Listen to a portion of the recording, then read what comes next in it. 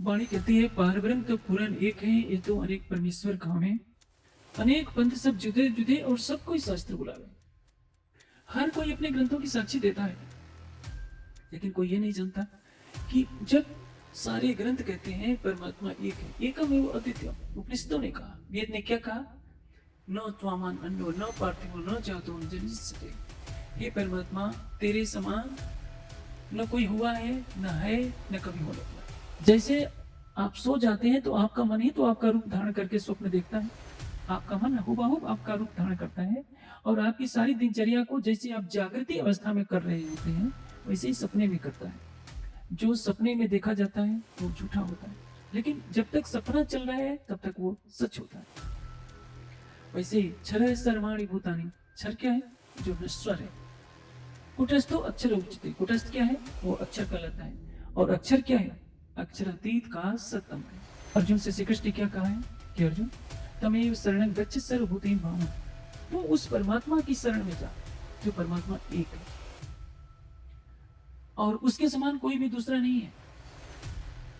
और उसको कैसे पाना है? तो अनन्य परा प्रेम लक्षणा भक्ति से, कि उसके जैसा प्रेम किसी से भी ना हो।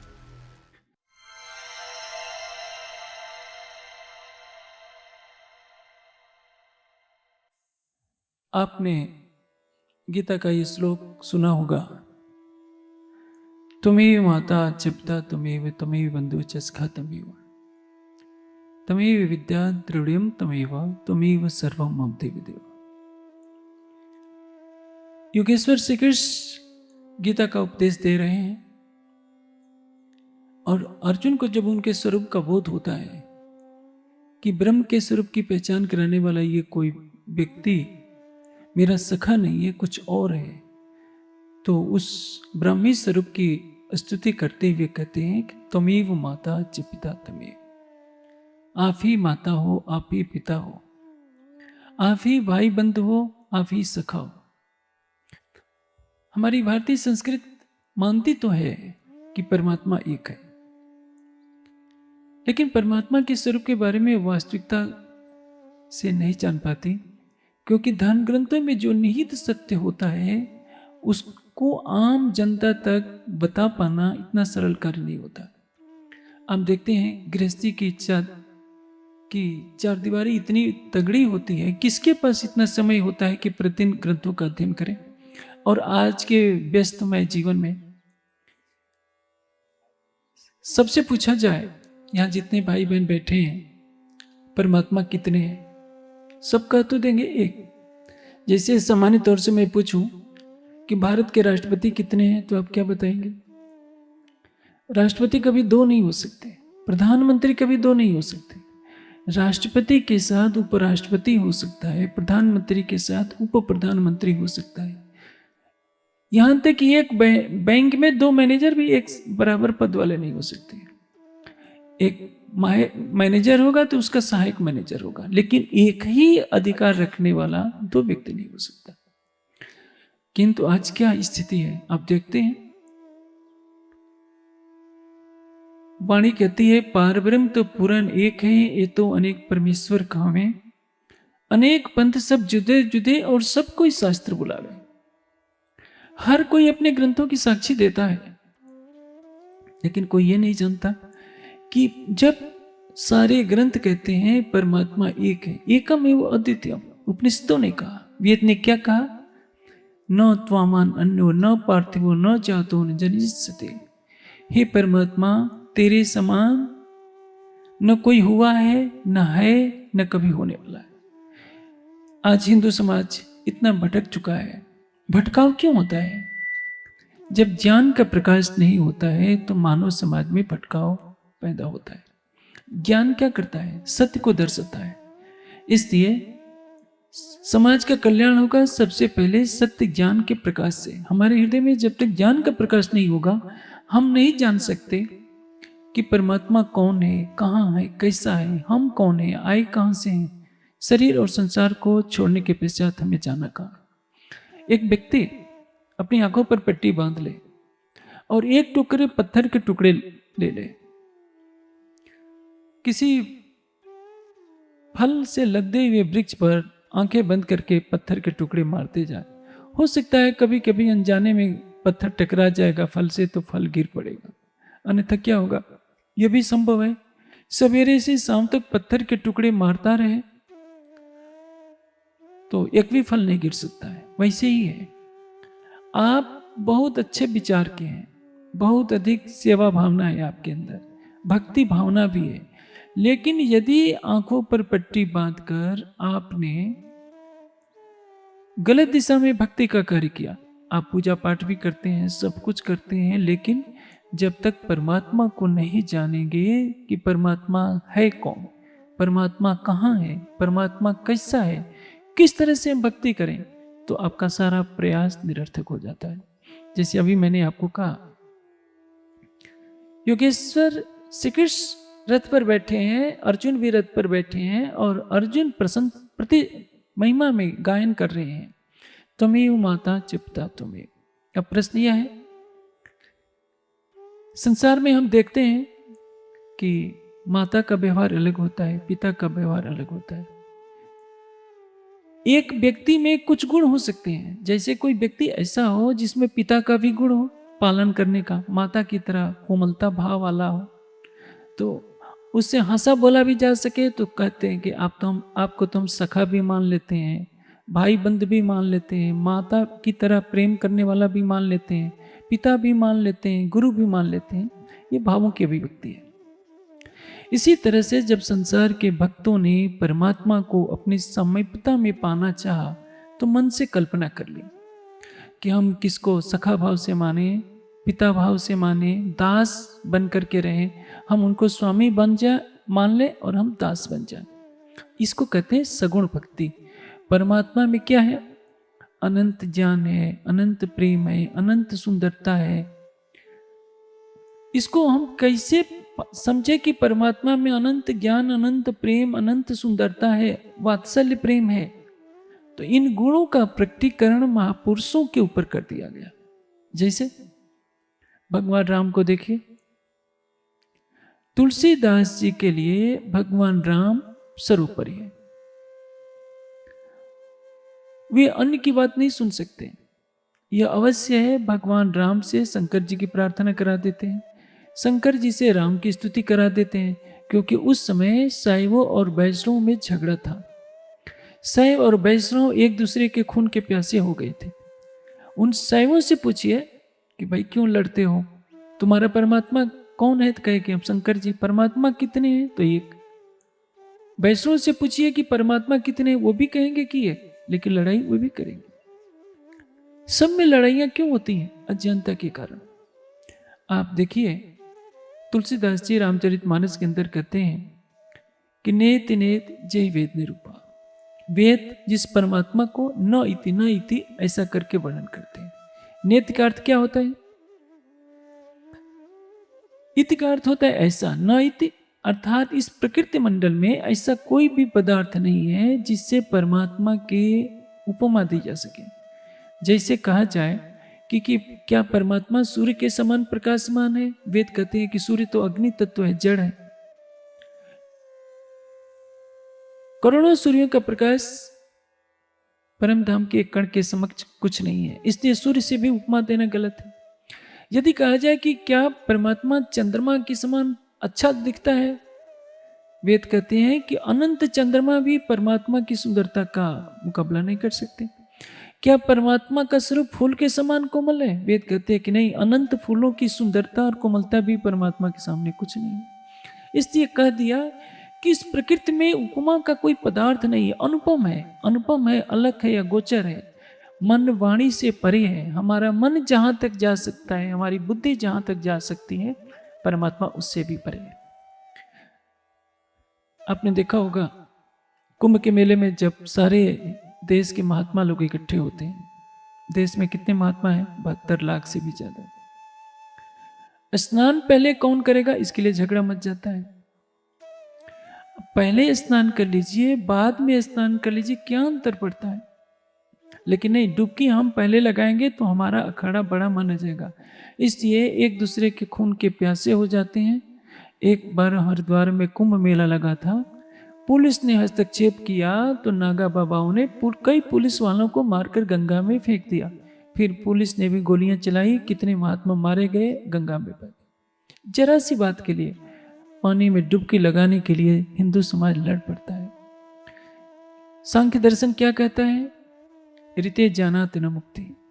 यदि परमात्मा का वास्तविक ज्ञान नहीं हुआ तो मुक्ति नहीं हो सकती। गंगा जल में डुबकी लगाने मात्र से मुक्ति नहीं हो सकती।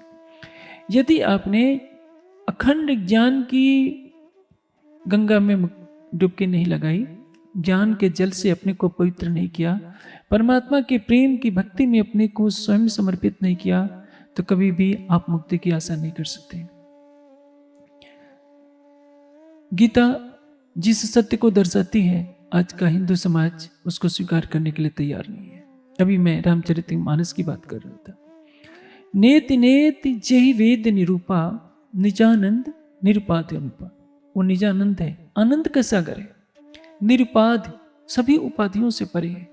किसी भी उपाधि से परमात्मा की तुलना नहीं की जा सकती, वर्णन नहीं किया जा सकता। अनुपा, अनुपम है वो, कोई उपमा उसकी दे ही नहीं जा सकती है। संभ विरंज विष्णु भगवाना, उपजय जास अंस्ते नाना। देखिए मैं कठोर बात कह रहा हूं। संभ विरंज विष्णु भगवाना, उपजय जास अंस्ते नाना। जिसके अंश मात्र से, अंश के अंश मात्र से, नाना का अर्थ क्या होता है? अनेकों। जिसके अंश मात्र से असंख्य ब्रह्मा विष्णु शिव उत्पन्न होते हैं। ये तो कौन लिखा है? मैंने नहीं लिखा है, ये तो तुलसीदास जी लिखते हैं। लेकिन लिखते समय उनसे भी भूल हो जाती है। वे किसके भक्त हैं? भगवान राम के। भगवान राम किसके अवतार हैं? विष्णु भगवान के। विष्णु भगवान के अवतार हैं, क्योंकि वे लिखते हैं जागतिन ते हरि गर्भ ही आए। हरि का अर्थ कौन होता है? विष्णु भगवान। जब विष्णु भगवान गर्भ में आते हैं तो राम किसके अवतार हो गए? विष्णु के। पहले उन्होंने क्या लिख दिया? संभ विरंच विष्णु भगवाना, उपजय जास अंशते नाना। उनके अंश मात्र से अनेकों ब्रह्मा विष्णु से उत्पन्न होते हैं। आगे के वर्णन में एक और घटना आती है। जब स्वयंभू मनु तप करने लगते हैं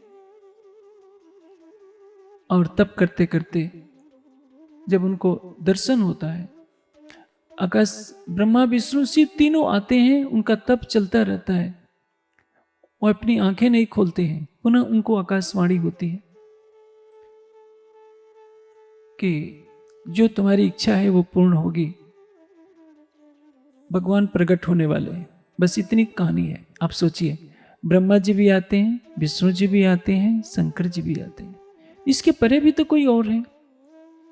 जब तीनों के आने पर वो आंखें नहीं खोलते हैं तो कोई और है जिसकी वो प्रतीक्षा कर रहे हैं। ऐसे रामचरितमानस में अपने तरीके से कई विसंगतियां हैं। तारतम्य ज्ञान के प्रकाश के बिना इसको नहीं समझा जा सकता। मैं तो केवल संकेतों में कह रहा हूं। शंकर जी की आराधना करते हुए भगवान राम को रामेश्वरम में दिखाया जाता है, और रामायण के एक प्रसंग में भगवान शिव के द्वारा राम की स्तुति करते हुए कहा जाता है। राम के द्वारा कहा जाता है कि शिव द्रोही महेश सपने नहीं भाए। यह पढ़कर कोई भी वैष्णव शंकर जी के खिलाफ बोलने का साहस नहीं कर सकता। और जब देखते हैं कि शंकर जी राम की प्रार्थना कर रहे हैं तो दोनों ने डर के मारे मित्रता कर ली कि हम तुम्हारे इष्ट के बारे में कुछ नहीं कहेंगे, तुम हमारे इष्ट के बारे में कुछ न कहो। हम शालिग्राम की पूजा करेंगे, तुम शिवलिंग की पूजा करो, मेल मिलाप हो जाए, क्योंकि यदि हम दोनों लड़ेंगे तो धर्म ग्रंथों के खिलाफ जाएगा। ये तो तुलसीदास जी ने अच्छी बात की कि दोनों को एक कर दिया, सबको मिलकर रहना चाहिए। लेकिन मनुष्य के अंदर जिज्ञासा होनी चाहिए कि परमात्मा कौन है। परमात्मा वह है जिसके बारे में गीता कहती है, उपनिषद कहते हैं, दर्शन शास्त्र कहते हैं, वेद कहते हैं। गीता घर घर पढ़ी जाती है प्रायः। वैसे तो आजकल का समाज इतना भटक चुका है कि करोड़ों के मंदिर तो बन जाएंगे, दिख जाएंगे, लेकिन वहां जाइए तो कोई ग्रंथ नहीं मिलेगा। सोमनाथ के मंदिर में जाइए, मैं कई बार गया हूं देखने के लिए। न जाने कितने करोड़ों का मंदिर है, हो सकता है अरब में उसका बजट हो, लेकिन कोई आज तक एक छोटा सा पुस्तकालय नहीं है कि वहां कुछ ग्रंथ रखे। एक छोटा मोटा स्टॉल कुछ साल पहले, शायद पिछले साल मैंने देखा था, उसके पहले जब गया था आज से 8 साल पहले, तो ये छोटा स्टॉल भी नहीं था।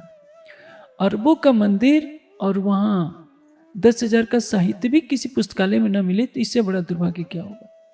मैं आपको गीता के कुछ उदाहरण बताता हूँ। आपने तो तारतम वाणी की चौपाई में सुना कि पारब्रह्म तो पूर्ण एक हैं, ये तो अनेक परमेश्वर कहाँ में। सच्चिदानंद परमात्मा कितने हैं? केवल एक था, एक है और एक रहेगा, फिर लड़ाई क्यों? कोई कहता है कि हमारे शंकर जी बड़े हैं, कोई कहता है कि हमारे विष्णु भगवान बड़े हैं, कोई कहता है हमारी देवी माता बड़ी। ये लड़ाइयाँ इसलिए होती हैं क्योंकि किसी को समझ नहीं आता। देखिए, शिव का अर्थ क्या होता है? कल्याण करने वाला। एक ही परमात्मा जो सारे जगत का करता धरता है, वही सबका कल्याण करने वाला है, इसलिए उसको क्या कहते हैं? शिव। विष्णु का अर्थ क्या होता है? जो सर्वत्र व्यापक है उसको विष्णु कहते हैं। परमात्मा की सत्ता व्यापक है, इसलिए उसको कहते हैं विष्णु। उसी को अलग अलग नामों से कहा गया है। वेद में क्या कहते हैं? एकम सद बहुधा विप्रा बनति। परमात्मा एक है और उसी परमात्मा को अनेक नामों से कहा जाता है। कोई शिव कहता है, कोई विष्णु कहता है, कोई अग्नि कहता है, कोई आदित्य कहता है, कोई इंद्र कहता है, लेकिन परमात्मा तो है एक। वेद में ये शब्द आए थे, तो इसलिए प्राचीन काल में जो भी सृष्टि में महापुरुष हुए, सबने अपना अपना नाम रख लिया। अब परमात्मा कौन है, इसके बारे में मैं गीता से आपको एक उदाहरण देता हूं। देखिए, मैं आपको एक दृष्टांत से समझाऊंगा तो बात आसानी से समझ जाएगी। आप आपके ही प्रांत के हैं नरेंद्र जी, नरेंद्र मोदी, पूरी दुनिया जानती है, उनका दृष्टांत अच्छा रहेगा। आपने नरेंद्र मोदी जी को देखा है किसी बच्चे से हंसते हुए, छोटे छोटे बच्चों से हाथ मिलाते हुए। जब नरेंद्र मोदी छोटे छोटे बच्चों से हाथ मिलाते हैं तो सत्ता का रूप नहीं रहता, वो मुस्कुराते हैं, बच्चों को देखकर खिलखिलाते हैं। मैंने एक खुद वीडियो देखा था, 5 साल का एक छोटा बच्चा किसी की गोद में था, तो उसके गालों पर थपकी लगाकर मोदी जी भी बच्चे जैसे बन गए थे। वो क्या है? वो एक प्रेम का स्वरूप है जो प्रधानमंत्री को भी भुला देता है कि वो इस देश का प्रधानमंत्री है। सत्ता समाप्त। और एक वो रूप होता है कि मोदी से मिलने में अच्छे लोगों के प्राण भी कांपते होंगे। यदि मोदी जी अपने ऊपर उतर आए और कोई बात मना कर दे तो अच्छे अच्छे मंत्रियों को भी बात करने में घबराहट होती है। क्यों? वो सत्ता का स्वरूप है। एक और स्वरूप है, मान लीजिए कि मोदी जी को नींद आ जाए और सपने में किसी वन में चले जाएं, अचानक कोई भालू उन पर हमला कर दे तो क्या होगा? सोते सोते उठ जाएंगे कि मैं तो ध्यान कर रहा था, कहां से भालू आ गया। व्यक्ति एक है, 3 अस्त्रों पर उसकी लीला चल रही है। जो प्रेम में है उसमें केवल आनंद है, प्रेम है। जो सत्ता में है वो शक्ति के द्वारा अनंत ब्रह्मांडों का सृजन करता है। और जो स्वप्न में, जैसे स्वप्न में किसी वन में तप कर रहे हैं, साधना कर रहे हैं, भालू ने हमला कर दिया तो क्या होता है? भालू होता नहीं है, मन के संकल्पों से निद्रा में बना होता है। जब नींद टूटती है तो भालू भी अदृश्य हो जाता है। तो उसी तरह से परमात्मा एक है। जब शास्त्रों में वर्णित किया गया है तो अनेक गुणों की व्याख्या की गई है कि परमात्मा प्रेम का स्वरूप है, परमात्मा अनंत ब्रह्मांडों का सृजन करता है, परमात्मा ने इस सारी दुनिया को बनाया। तीनों बातें कही जाती हैं, लेकिन तीनों की लीला अलग अलग है। ये बात केवल तारतम्य ज्ञान से जाना जाता है, अन्यथा चारों वेदों का विद्वान भी तीनों को एक ही मानता है। मैंने कहा नरेंद्र मोदी 3 नहीं है नरेंद्र मोदी एक ही। तीनों की लीला अलग अलग है, तीनों की लीला का स्वभाव अलग अलग होगा। जो प्रेम का स्वभाव होगा वो सत्ता का स्वभाव नहीं होगा, और जो सत्ता का स्वभाव होगा वह स्वप्न में कुछ और लीला करता है, स्वप्न में वह डरता है। जैसे मैंने कहा, जिस प्रधानमंत्री से सभी डरते हैं, वो प्रधानमंत्री एक छोटे से भालू से डर जाता है क्योंकि वो ध्यान में होता है। गीता में 15वें अध्याय के 16वें 17वें श्लोक में 3 पुरुषों की विवेचना की गई है। दो इमौ पुरुषो लोके क्षर अक्षर युचा क्षर सर्वाणि भूतानि कुटस्थो अक्षर उच्यते। क्षर किसको कहते हैं? जो नष्ट होता है। प्रधानमंत्री जब सपना देख रहे थे, तो सपने में उनका सोए तो थे दिल्ली में, और स्वप्न में ही कहाँ चले गए? वन में साधना कर रहे हैं, भालू आक्रमण कर देता है। जब भय से वो कांपने लगते हैं तो उनकी निद्रा टूट जाती है। निद्रा टूटने के बाद वो क्या देखते हैं? मैं तो व्यर्थ में डर गया था, मैं तो अपने कमरे में हूँ, जो भालू आया था वो तो सपना था, सपने ही में ही गया था। सपने का दृश्य झूठा है, लेकिन जब तक सपना चल रहा है भयभीत कर रहा है। उसी तरह से ये सारा क्षर जगत किसका है?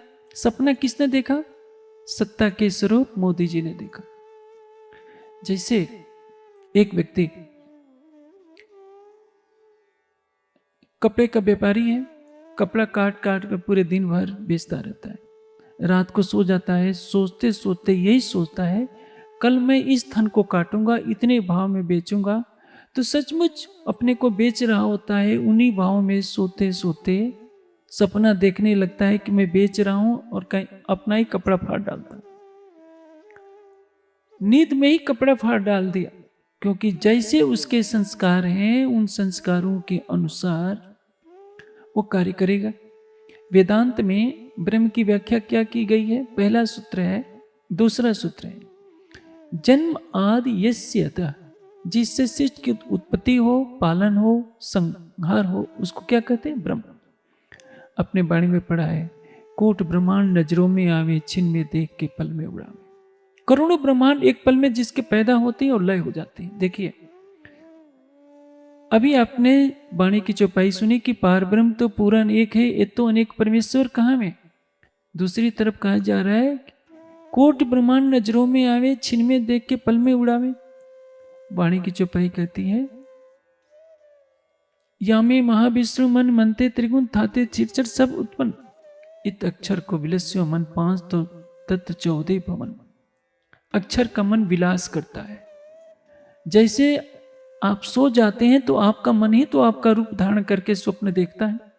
आपका मन हुबहू आपका रूप धारण करता है, और आपकी सारी दिनचर्या को जैसे आप जागृति अवस्था में कर रहे होते हैं, वैसे ही सपने में करता है। जो सपने में देखा जाता है वो झूठा होता है, लेकिन जब तक सपना चल रहा है तब तक वो सच होता है। वैसे क्षर सर्वाणि भूतानि, क्षर क्या है? जो नश्वर है। कुटस्थो अक्षर उच्यते, कुटस्थ क्या है? वो अक्षर कहलाता है। और अक्षर क्या है? अक्षरातीत का सत्अंग है। सत्ता का स्वरूप ब्रह्मांडों की रचना करेगा। चिदघन स्वरूप वो क्या करेगा? प्रेम और आनंद में डूबा रहेगा। और जो सत्य का जो स्वप्न है वो स्वप्नमयी होता है। इस माया के अंदर जैसे आपको घड़ा बनाना है, माताएं बने रोटी बनाती हैं, तो बताइए, आपको आटा भी न दिया जाए, पानी भी न दिया जाए, और कहा कि रोटी लाओ, आप कहां से लाएंगी? आप तो कहेंगे कि आटा नहीं है तो मैं कहां से रोटी बना कर दूं। वैसे ही ये माया का संसार, ये सूरज चांद सितारे आकाश जो भी दिखाई दे रहे हैं, कहां से बने? माया से बने। माया क्या है? परमात्मा की शक्ति। मायाम तो प्रकृति मिद माइनम तो महेश्वरम, ब्रह्म की शक्ति है माया। और उसी अक्षर ब्रह्म के मन के संकल्प से इस माया का प्रकटीकरण होता है, जिसमें अक्षर का मन क्रीड़ा करता है, विलास करता है। अक्षर ने जब मन में सोचा, अक्षर के मन ने, कि मैं सृष्टि रचना करूं, तो जो सृष्टि बनेगी उसका विनाश अवश्य होगा। इसलिए इसको सपने से तुलना की गई है। अक्षर ब्रह्म को नींद नहीं आती, सपना नहीं आता, सपने के दृष्टांत से बताया गया है। जब इस मोह सागर में, माया के अंदर, मोह सागर किसको कहते हैं? अज्ञान है, भ्रम है, संशय है। आप इस सारे संसार में जाइए, आपसे पूछ दूं कि आज के दिन 1 वर्ष पहले आपने क्या खाया था? आपको कुछ नहीं याद नहीं। 1 महीने पहले की बात नहीं याद है। किससे मिले थे? कुछ पता नहीं। कल क्या आपके साथ होने वाला है? कुछ पता है? कुछ नहीं मालूम। चाहे आप कितने भी पढ़े लिखे हों, त्रिकालदर्शी आप हो नहीं पाते। कल को क्या होना है, पहले क्या हुआ, कुछ साधना करेंगे तो कुछ बातें जान जाएंगे, लेकिन सारी बातें आपको कभी भी नहीं मालूम होगी। सर्वज्ञता का अधिकार केवल एक परमात्मा को है। अक्षर का मन मोह सागर में प्रतिबिंबित होता है। मोह कहते हैं नार को, और उसमें जीव निवास करता है, उसको क्या कहेंगे? नारायण। ये वही नारायण है जिसको तुलसीदास जी ने कहा है कि उपजय जास अंश ते नाना। अक्षर का अंश नहीं होता, अक्षर का मन जो मोह सागर में आएगा स्वयं को नारायण के रूप में देखेगा। और नारायण जब संकल्प करते हैं कि मैं एक हूं, अनंत हो जाऊं, तो इस माया की ये सारी सृष्टि दिखाई देने लगती है। हमारे 14 लोकों जैसे असंख्यों 14 लोकों के ब्रह्मांड दिखने लगते हैं। ये सूरज, चांद, सितारे, हिमालय जैसे पर्वत, समुद्र, अनंत प्राणी दिखाई देने लगते हैं। जैसे आप राजा हैं तो सपना भी राजा के अनुसार ही दिखेंगे। अक्षरातीत क्या है? क्षर, अक्षर, अक्षरातीत, ये 3 पुरुष हैं। मैंने आपको बताया गीता में श्री कृष्ण क्या कहते हैं? क्षर सर्वाणि भूतानि कुटस्थो अक्षर उच्यते। सभी प्राणी क्षर हैं, जो कुटस्थ है वो अक्षर है। और उत्तम पुरुष कौन है? उत्तमा पुरुषत्वन्य परमात्मा इति उदाहरण। एकमात्र उत्तम पुरुष ही परमात्मा है, क्षर परमात्मा नहीं है। अक्षर अक्षरातीत का सतअंग है, दोनों का स्वरूप एक है, लीला अलग अलग है। आपने वाणी में पढ़ा है, इत और न दूजा कोई, स्वरूप एक है लीला दो।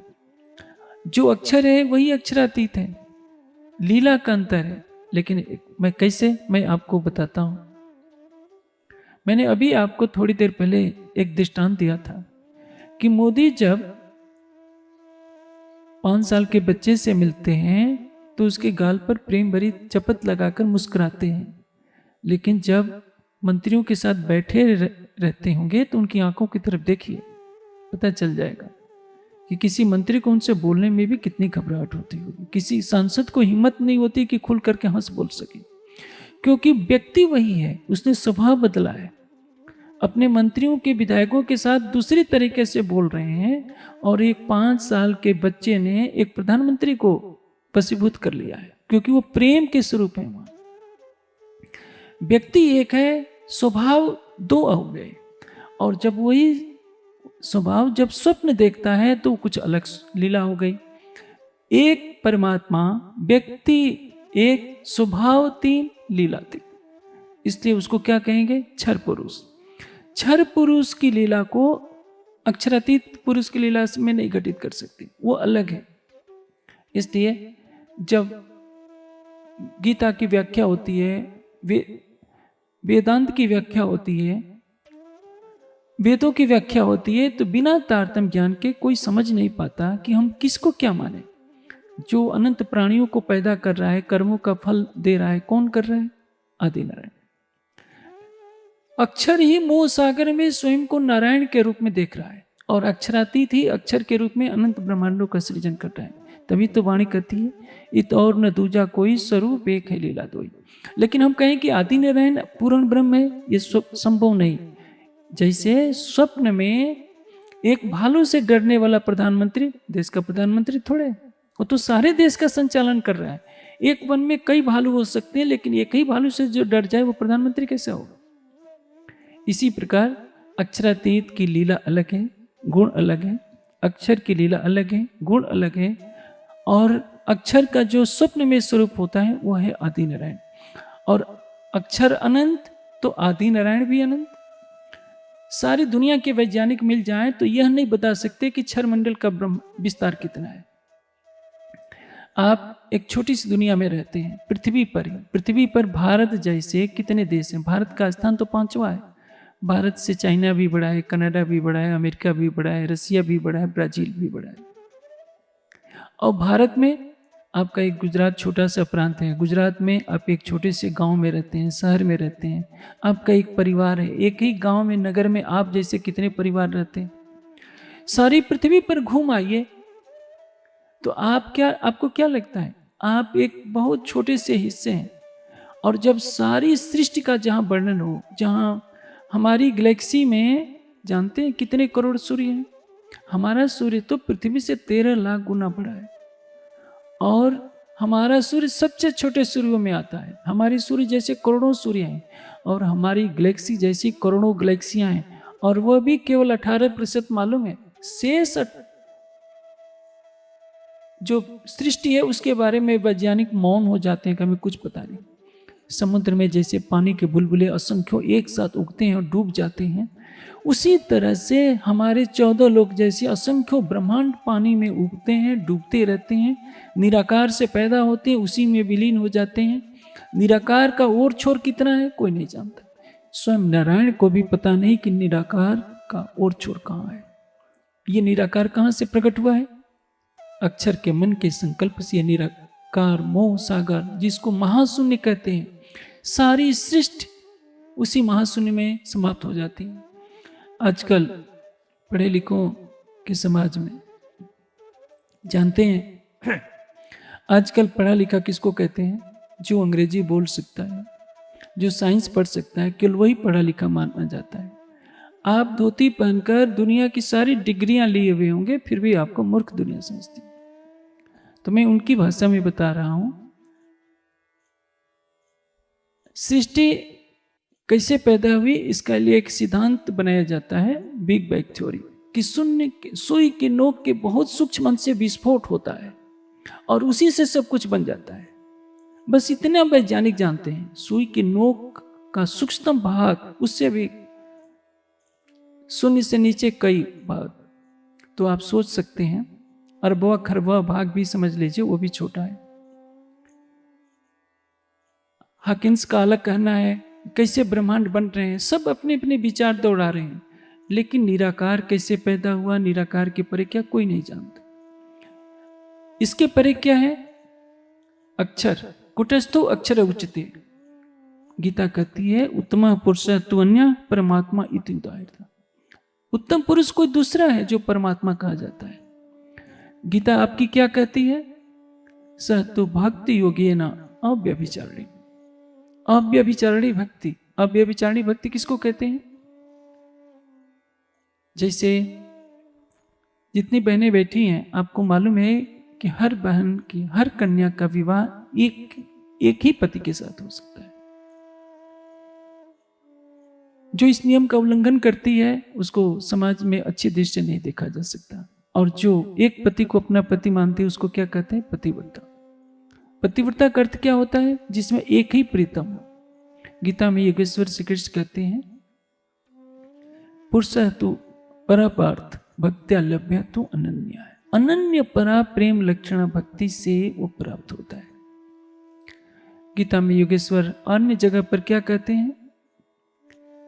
अनन्यस्यन्तो माम ये जना परिउपास्ते तेषाम योगक्षेम नित्यम वहाम्यहम्। जो अनन्य भाव से, अर्थात मेरे अतिरिक्त कोई दूसरा न हो, एक सच्चिदानंद परमात्मा को छोड़कर अन्य किसी की उपासना नहीं करे, उसी को कहते हैं अनन्य भाव, जिसमें एक, जैसे पतिव्रता का एक ही पति होता है। कैसे? मैं आपको एक दृष्टांत देता हूं। रावण सीता से कहता है कि सीता, यदि तुमने एक माह के अंदर मुझे अपना पति स्वीकार नहीं किया तो तुम्हारे मांस को रसोई घर में कटवा कटवा कर मैं राक्षसों को खिला दूंगा। सीता कहती है कि रावण, परिणाम कुछ भी हो जाए, सीता का कोई भाई हो सकता है, पुत्र हो सकता है, पिता हो सकता है, पति नहीं हो सकता।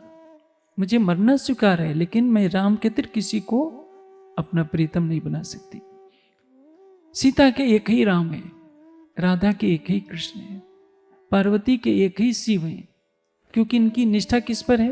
अपने पति पर। उसी तरह से यदि हम गीता को मानते हैं, वेद को मानते हैं, उपनिषद को मानते हैं, तो हमारी निष्ठा किस पर होनी चाहिए?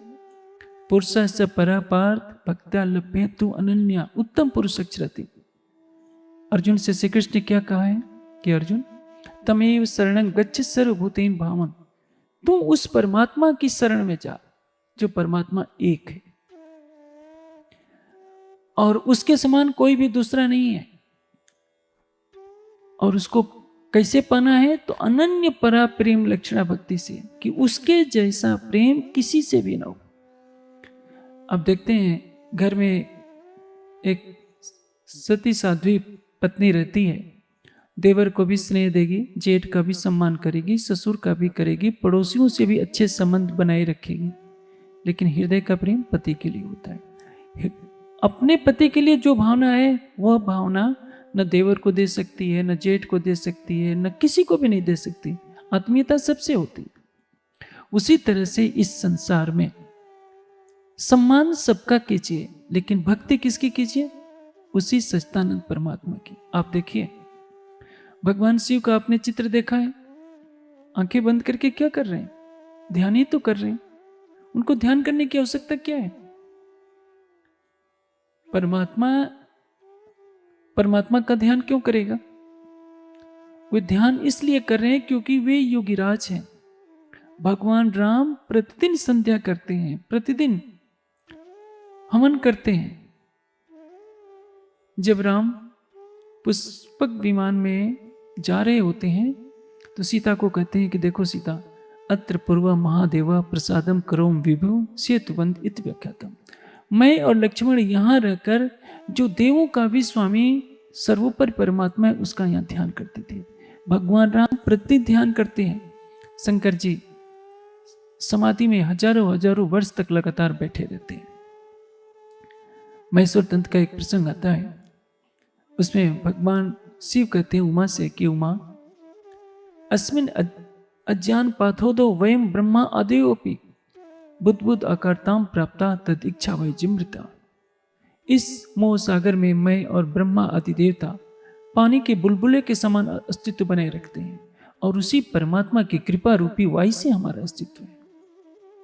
भगवान शिव ने उमा को क्या सुनाया था? अमर कथा। अमर कथा किसको कहते हैं?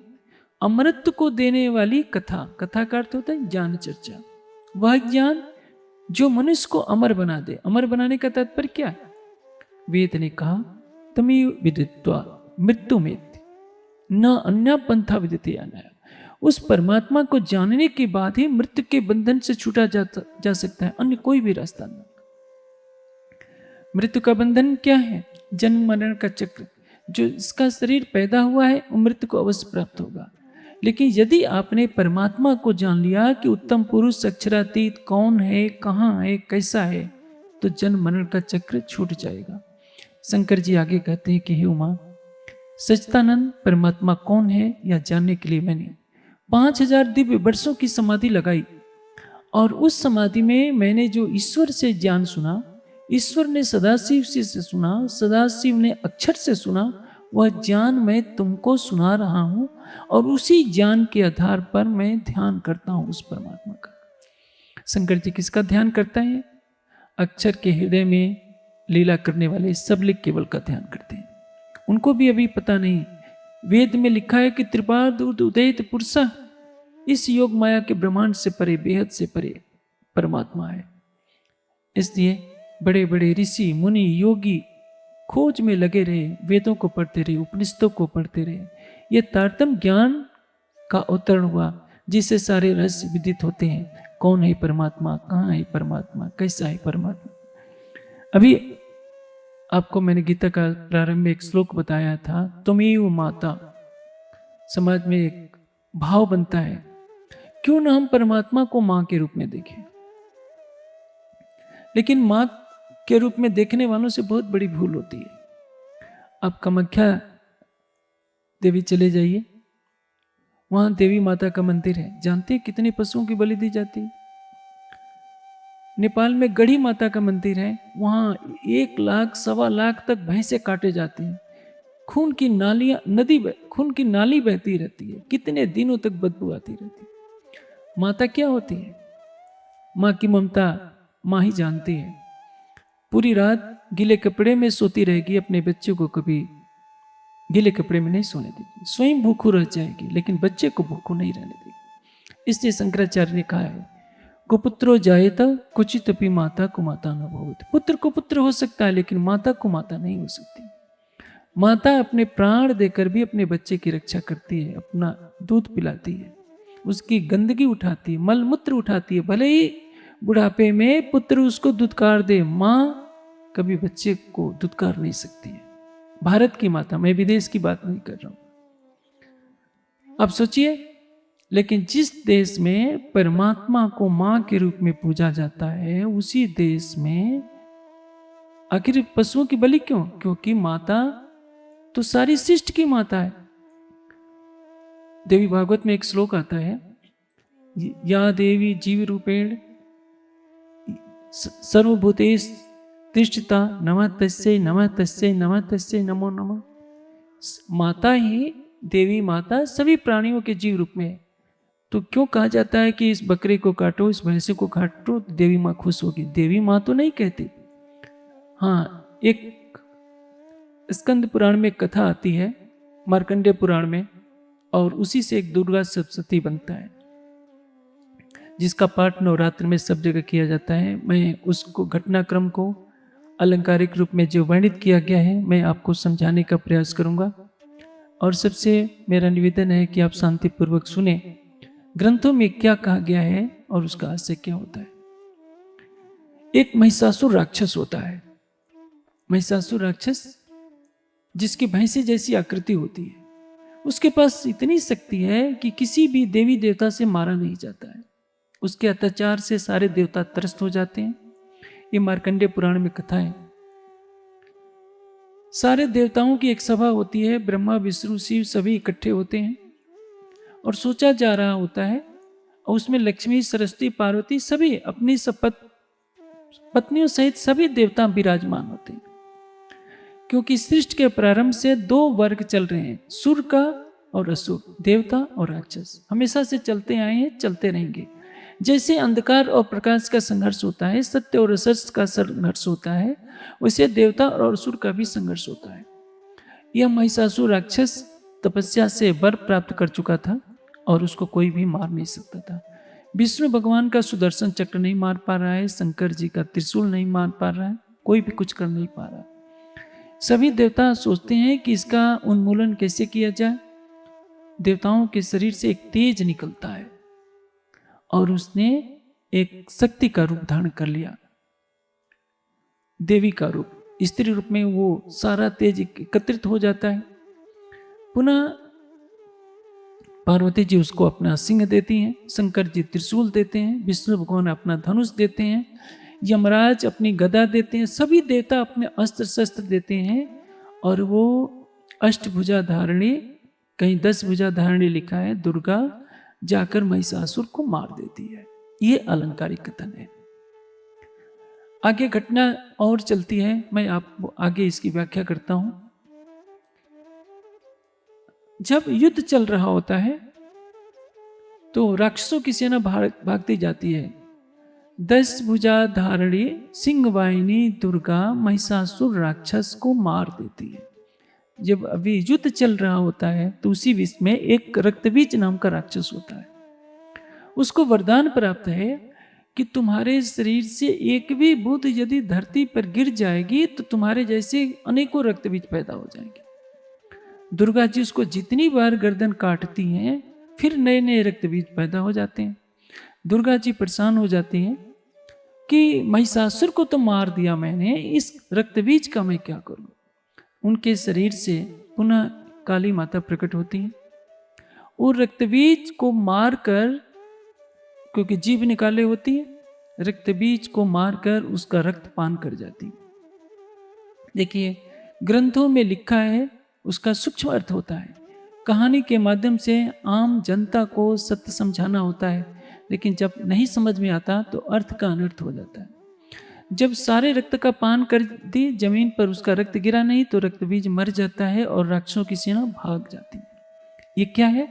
ये सत्य घटना नहीं है, ये अलंकारिक कथा है। अलंकार किसको कहते हैं? किसी माध्यम से उपमा देकर के समझाना। अब मैं आपको बताता हूं। गीता में 2 तरह की शक्तियों का वर्णन है, दैवी शक्ति और आसुरी शक्ति। दैवी संपदा और आसुरी संपदा। दैवी संपदा किसको कहते हैं? आप में ज्ञान है, भक्ति है, विवेक है, वैराग्य है, शील है, संतोष है, सेवा है, शालीनता है, इसको क्या कहेंगे? दैवी संपदा। आप कामी, क्रोधी, लोभी, मोही, अहंकारी, विषयी हैं तो क्या कहेंगे? आसुरी संपदा।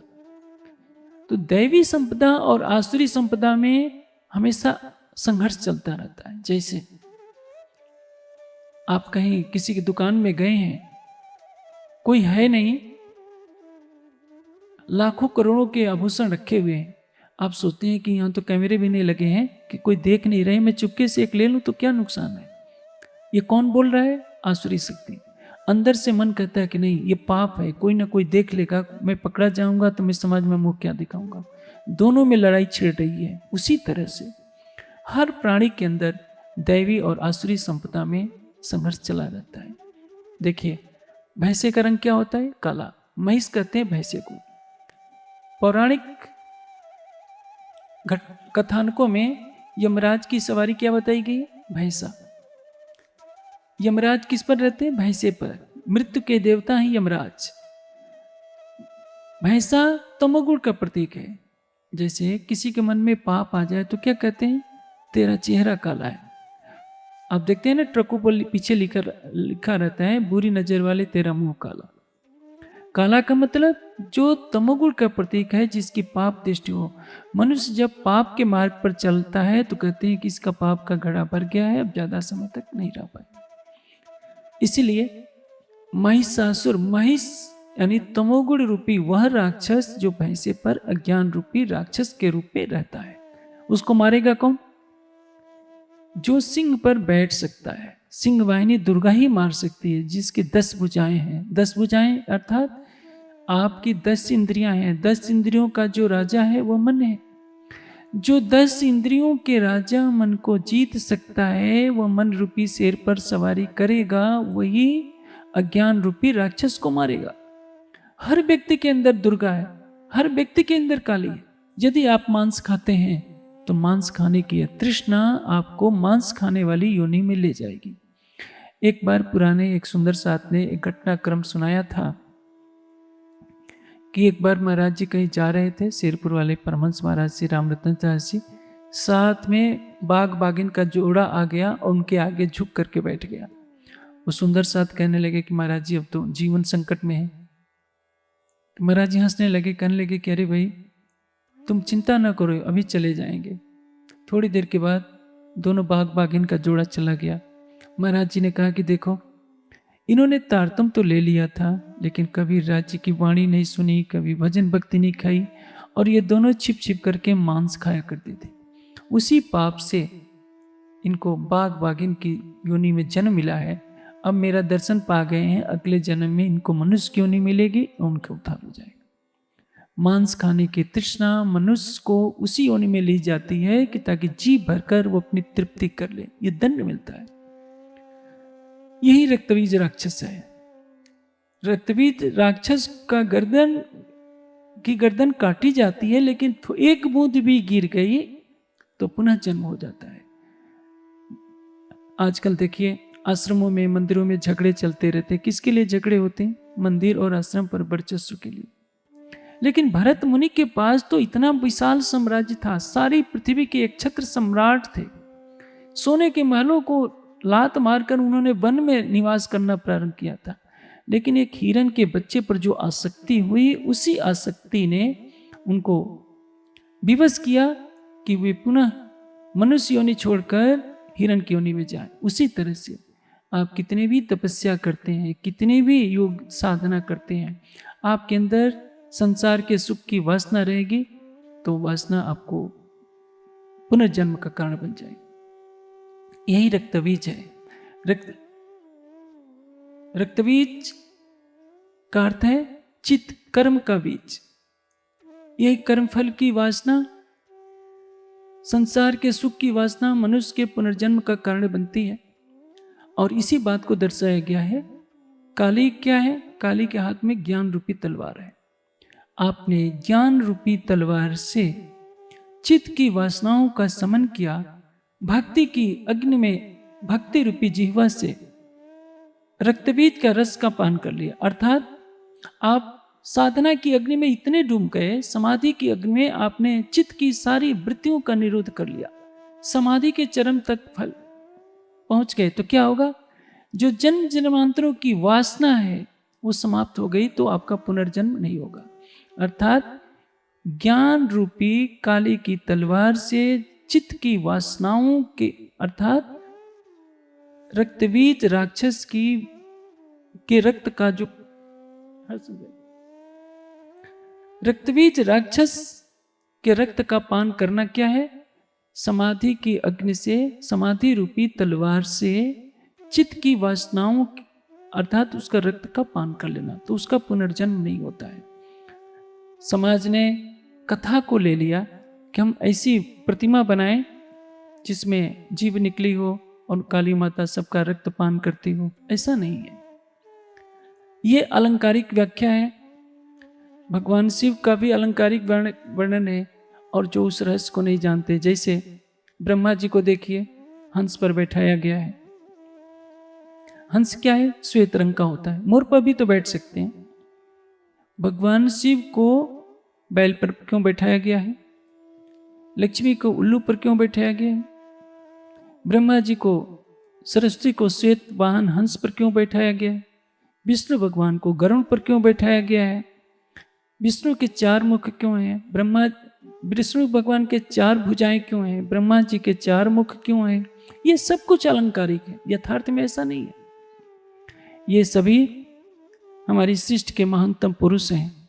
अब चूंकि मेरा समय समाप्त होता है, कल जब आगे की व्याख्या होगी तो मैं एक एक अलंकारिक व्याख्या को मैं विस्तृत रूप से बताने का प्रयास करूंगा कि परमात्मा एक है, एकम एवं अद्वितीयम। परमात्मा एक है, उसके समान न कोई दूसरा था, न है, न कभी होगा। इसलिए जो वेद कहते हैं, जो उपनिषद कहते हैं, जो दर्शन शास्त्र कहते हैं, जो गीता कहती है, वही मानना चाहिए। सबका उपास्य कौन है? केवल एक सच्चिदानंद परमात्मा।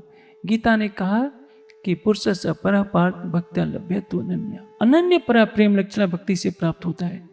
ये भावों के अनुसार विद्वानों ने, भक्तों ने कल्पना की, जैसे कोई परमात्मा को मां के रूप में देखना चाहता है, तो उसके विद्वानों ने पुराणों में कहानियां बनाई कि इस अलंकारिक वर्णन से समझा जाए कि किस तरह से महिषासुर राक्षस को देवी दुर्गा माता वध करती है, फिर उसके सेना में जो रक्तबीज राक्षस होता है उसको काली माता कैसे नष्ट करती है। ज्ञान की तलवार से, दैवी संपदा से अज्ञान रूपी महिषासुर को मारा जाता है, रक्तबीज राक्षस को मारा जाता है। सबके अंदर दुर्गा है, सबके अंदर काली है। और यदि आप ज्ञान के चक्षुओं को खोलेंगे तो आपको पता चलेगा कि सर्वशक्तिमान परमात्मा को साक्षात्कार करने के लिए आपको ये मानव तन मिला है। 5 मलिने काया पठी तेमाही जीव समारो। 5 तत्वों का पुतला है। दिन पर दिन इसकी आयु नष्ट होती जा रही है। एक बालक होता है जो घुटनों के बल पर चलता है, फिर पैरों के बल पर चलने लगता है, किशोरावस्था में सुंदरता का प्रतिमान बन जाता है, पुनः युवा अवस्था में आता है। जो कल तक बालक था आज वो पिता बन जाता है, उम्र ढलने लगती है, बालों में सफेदी झलकने लगती है। 70 साल के बाद वो वृद्ध कहलाने लगता है। 90-95 वर्ष की अवस्था में उसका शरीर इतना वृद्ध हो जाता है कि पता ही नहीं चलता कि ये वृद्ध वही है जो 16 साल की अवस्था में खूबसूरत दिखता था। यह संसार है, तृष्णाओं का संसार, जिसमें ज्ञान चक्षु खोलने पर पता चलता है कि इसमें कोई सार तत्व नहीं है। सिमल के फूल को देखिए, कितना सुंदर दिखाई देता है, लेकिन उसमें कोई सुगंध नहीं होती, उसका फल भी खाने के योग्य नहीं होता। कबीर जी ने क्या कहा है? ऐसा यह संसार है जैसा सिमल फूल, दिन 10 के व्यवहार में झूठे रंग। 10 दिन का एक धर्मशाला में निवास है। संसार एक धर्मशाला है, ये हमारा मूल घर नहीं है, हम आए कहीं और से हैं। गीता में योगेश्वर श्री कृष्ण कहते हैं, देहिना अस्मिन यथा देह कौमारम यौनम जरा तथा देहांतर प्राप्ति धीरा तत्र न भूया। इस आत्मा के, जीव के शरीर में बाल्यावस्था होती है, किशोरावस्था होती है, यौवन अवस्था होती है और बुढ़ापा होता है। जब शरीर छूटता है तो जिसको ज्ञान प्राप्त हो जाता है कभी दुखी नहीं होता, क्योंकि उसको मालूम है कि अथिदम शरीरम भस्मांतम, वायु अनिलम अमृतम अथिदम शरीरम भस्मातम। आत्मा अखंड है, शरीर नश्वर है। शरीर पैदा होता है, शरीर बूढ़ा होता है, शरीर जवान होता है, शरीर मरता है। आत्मा न मरती है, न जन्म लेती है, न आत्मा की उत्पत्ति होती है, न परमात्मा की उत्पत्ति होती है। हम आत्मचक्षुओं से उस सच्चिदानंद परमात्मा को जाने, देखें, समझें। इसलिए अपने विवेक चक्षुओं को खोले रखना पड़ेगा। अपने निष्पक्ष हृदय से सत्य का चिंतन करना पड़ेगा। ग्रंथों में बात क्या कही गई है, क्या उसका समाज अर्थ लगाता है। आप कामाख्या चले जाइए तो आपका मन व्यथित हो जाएगा, वहाँ की खून की नाली बहते हुए देखकर। आप काली काली कलकत्ते वाली के पास चले जाइए, कलकत्ता में रामकृष्ण परमहंस जिस मंदिर में पूजा करते थे, रामकृष्ण परमहंस और विवेकानंद भी वहाँ बलि प्रथा को रोक नहीं पाए थे, वहाँ बलि दी जाती थी। ये मैहर में चले जाइए, वहाँ भी बलि दी जाती है। जो जगत माता है, जिसको कहते हैं कि जगत की माता है हमारी माता, वो पशुओं का रक्त का पान क्यों करेगी? वो तो दया की मूर्ति है। जब एक घर में रहने वाली माता स्वयं भूखों रखकर अपने बच्चे को खिलाती है, तो जो जगत माता क्यों कहेंगे कि मेरे लिए बकरा काटो, मेरे लिए भैंसा काटो? ये अधर्म है, अनर्थ है। इसलिए सबको एक परमात्मा का ज्ञान देना चाहिए। उसी परमात्मा को अपने अपने भावों से कोई पिता मानता है, कोई माता मानता है, कोई भाई मानता है, कोई स्वामी मानता है। ये भाव अपने अपने हैं। लेकिन यदि आप सत्य की खोज करेंगे तो पता चलेगा कि सत्य कुछ और होता है। तारतम वाणी के प्रकाश में उस सत्य को जाना जाता है। इसलिए वाणी पुकार पुकार कर कह रही है, पार ब्रह्म तो पूरन एक है, ये तो अनेक परमेश्वर कहावे, अनेक पंथ सब जुदे जुदे और सब कोई शास्त्र प्रणाम।